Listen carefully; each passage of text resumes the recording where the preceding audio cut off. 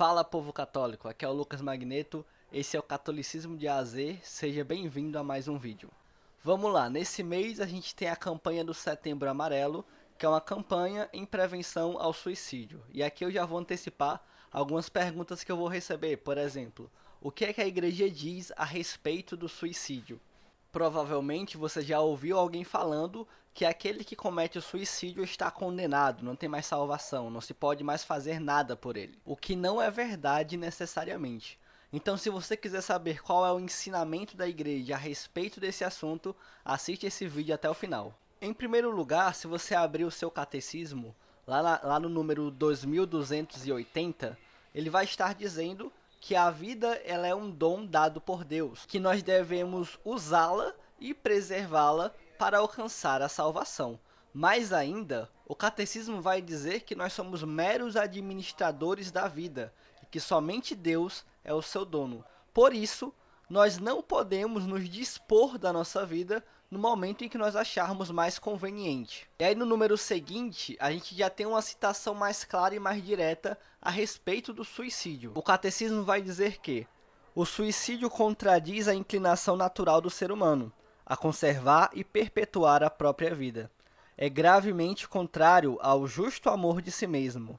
Ofende igualmente ao amor do próximo, porque rompe injustamente os vínculos de solidariedade com as sociedades familiar, nacional e humana, as quais nos ligam muitas obrigações. O suicídio é contrário ao amor do Deus vivo. Ou seja, eu não preciso dizer que a igreja é contra o suicídio porque ninguém é a favor. Mas aqui o catecismo deixa claro a gravidade do suicídio e diz por que é um ato grave. Primeiro, ele é antinatural, ele é desumano, porque ele vai contra a natureza do ser humano de conservar a sua própria vida. Segundo, ele é injusto, porque ele rompe laços de fraternidade com a família, com os amigos e com as outras pessoas que estabeleceram laços com o suicida. E além do mais, é contrário ao amor que Deus tem por cada vida que foi pensada por ele. Já que você chegou até aqui, vai lá embaixo, dá uma curtida no vídeo para não se esquecer depois, porque curtindo o vídeo, o YouTube impulsiona ele para outras pessoas também assistirem. Agora você pode estar pensando, um ato de tamanha gravidade só pode ser um pecado mortal. E se uma pessoa comete um pecado mortal no ato da sua morte, ela só pode estar condenada.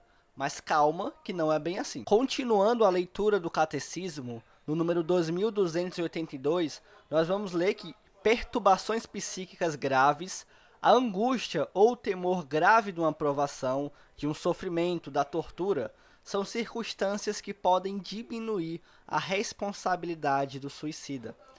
Continuando no 2283, nós também vamos ler que não se deve desesperar da salvação eterna das pessoas que se suicidaram. Deus pode, por caminhos que só ele conhece, oferecer-lhes a ocasião de um arrependimento salutar. A igreja ora pelas pessoas que atentaram contra a própria vida. Ou seja, mesmo o suicídio sendo um ato grave, existem diversas condições que servem como atenuantes para a culpa de quem comete esse ato. Sobre isso, o blog O Catequista postou recentemente no seu perfil no Instagram um relato de um acontecimento sobrenatural, onde a alma de uma pessoa suicida estava visitando um conhecido dela em vida para lhe rogar orações, porque ela estaria no purgatório.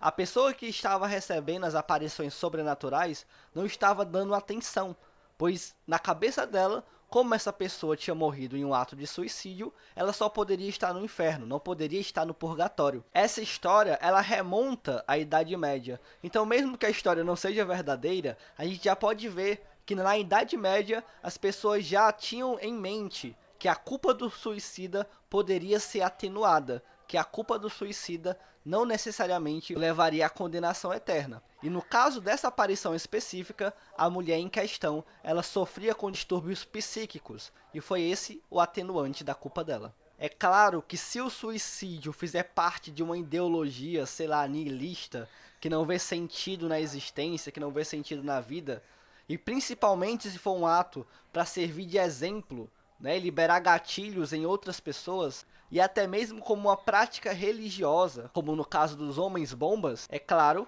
que o suicida, neste caso, é totalmente responsável pelo ato que cometeu. Mas esse não é o caso da maioria das pessoas em nossa sociedade hoje. Para chegar a essa conclusão, basta você chegar a uma pessoa que está às vésperas de um suicídio e perguntar para ela: se eu tirasse todo o teu sofrimento, toda a tua dor, você ainda iria querer morrer?